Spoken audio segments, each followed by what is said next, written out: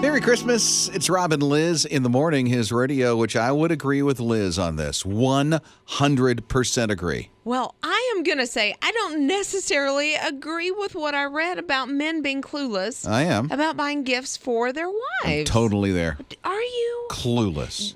Does your wife, Rob, does Amy have to give you a list, like specific things? You want to know? I do. It started at our very first Christmas when I found her the best purse ever. Okay. The best purse ever. I got it. I wrapped it. I was excited. She opened it and didn't like it. No. She brought it back, got something completely different. So from every year since, every Christmas, she buys her own gift and she wraps it. It's from me. She wraps her own gift? Mm-hmm. Oh, my God. Okay, yeah. So my husband, I have to send him links. I will say, like, specific links and say, okay, this is on sale here. But he does a really good job. He has put together scavenger hunts. He has put together all kinds of fun stuff. One time he hid a pair of earrings in the very back of the tree. Okay. Yeah, so he does really well. Oh, that's nice. You still know what you're going to get. He just makes it a hunt. No, I don't, because I send him a long list. Yeah, and so but you're not surprised when you got it. Well, I mean, come on. You fed him what you wanted, and that's fine. When I got my puppy, Charlie, she was a Christmas gift. Mm-hmm. Had no idea. I mean, I was asking. Yes, you asked for a puppy and got one. Wow, but the lead up was, you're not getting a dog. You're not getting well, he's smart. He knows. He knows. What about you, Scott?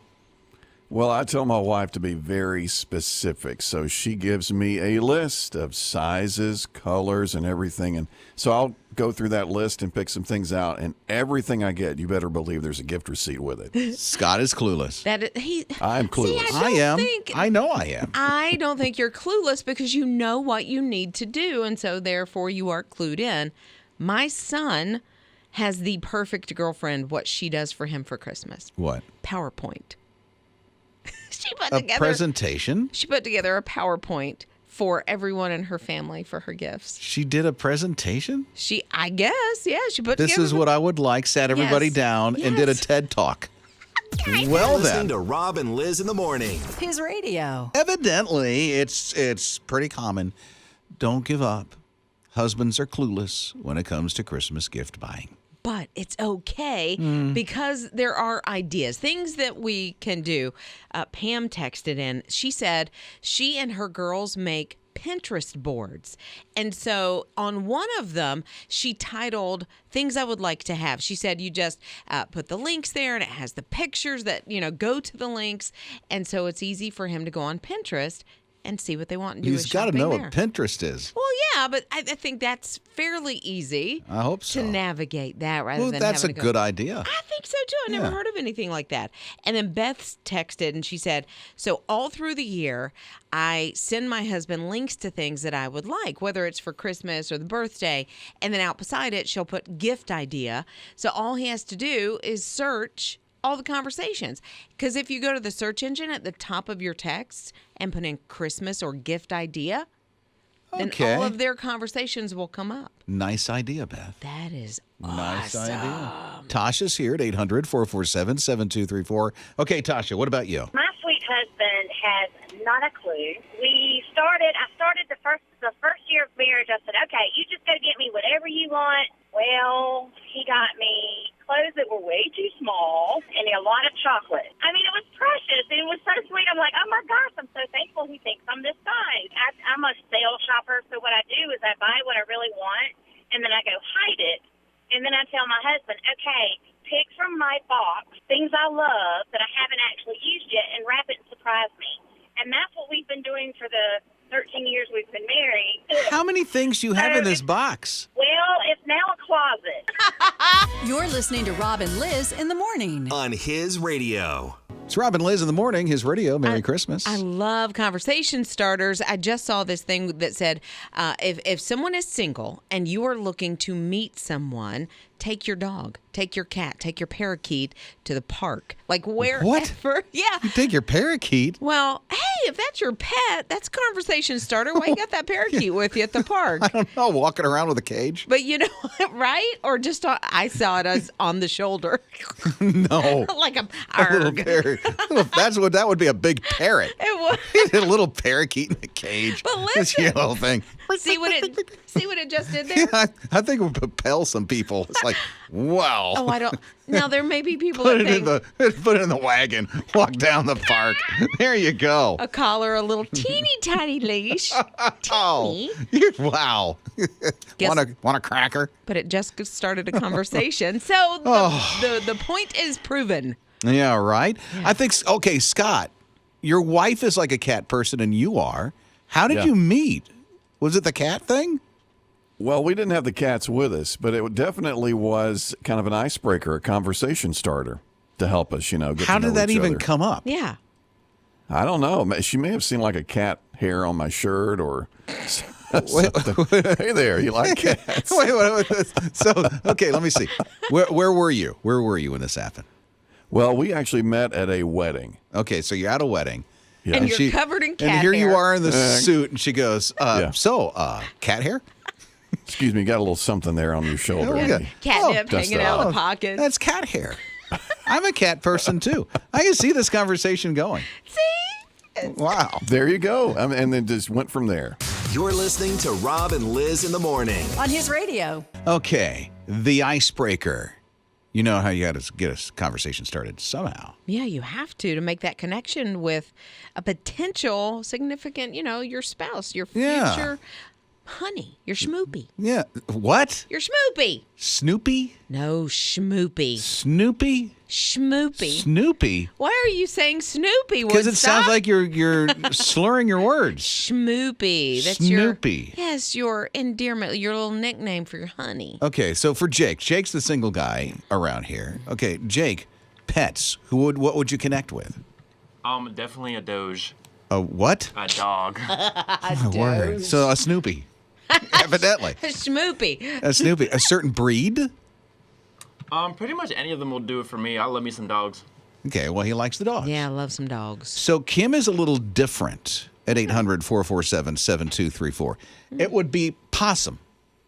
What? Possum.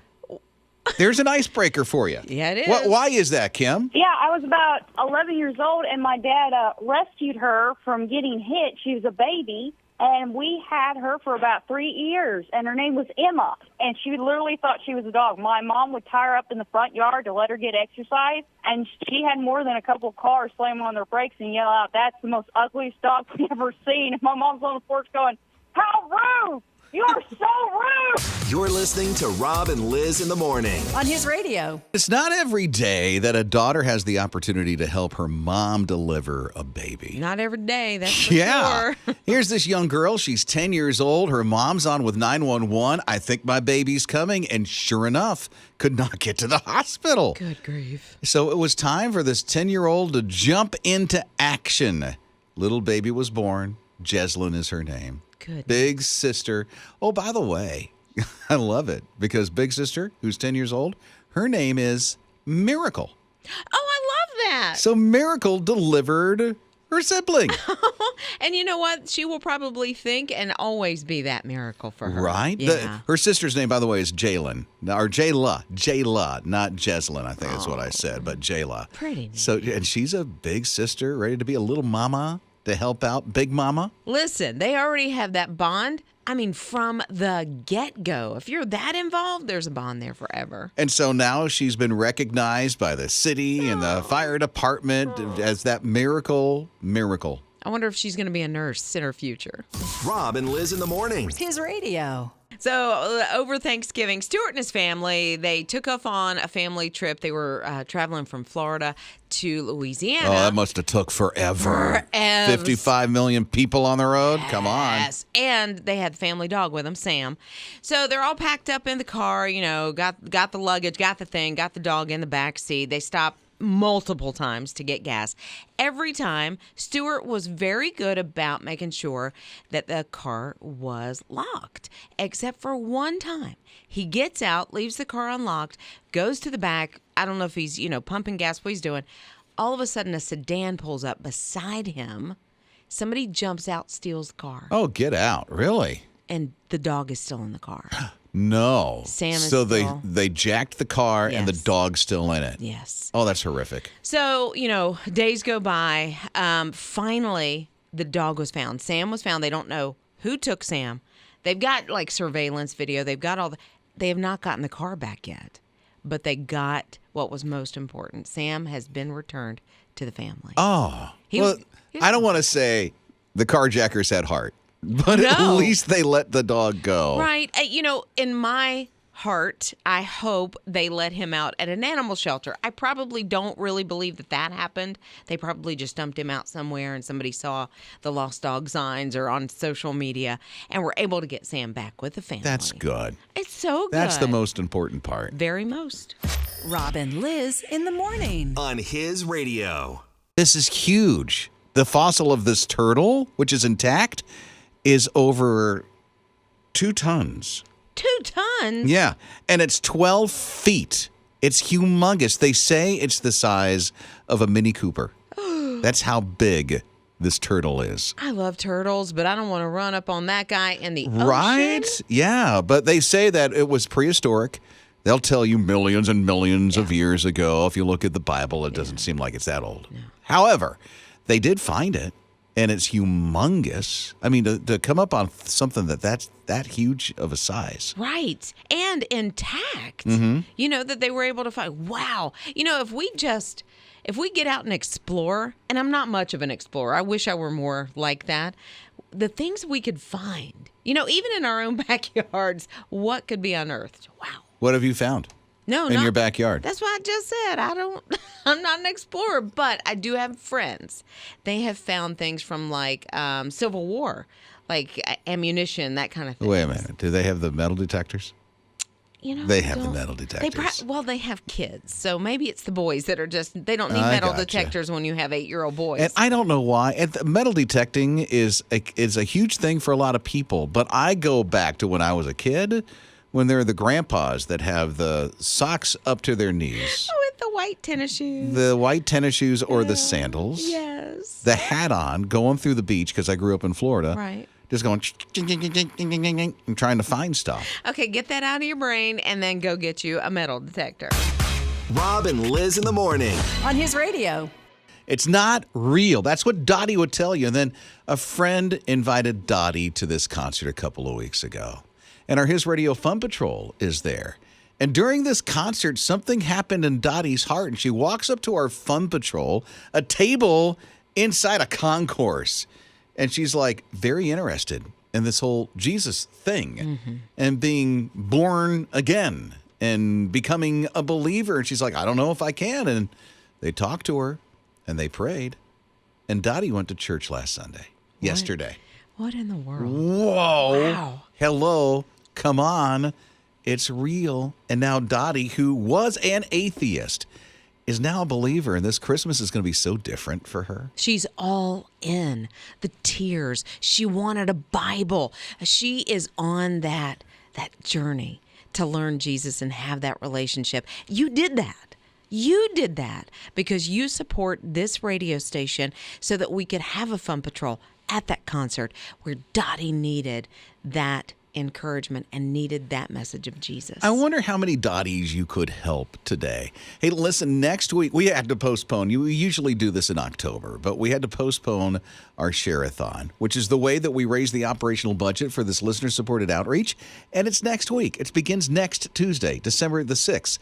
And so we're hopeful that you will be a part of helping another Dottie, of helping somebody who just needs a little bit of hope. And how you do that is with your gift of support. Now, I'm not gonna candy coat anything. It's a big goal for next week, a super huge goal, and we're very hopeful that today, right now, that you'll do a jumpstart gift for Sharathon. And it's so easy. Just text the word GIVE to 800-447-7234. You can also give your gift online, hisradio.com, and inside the My His Radio app.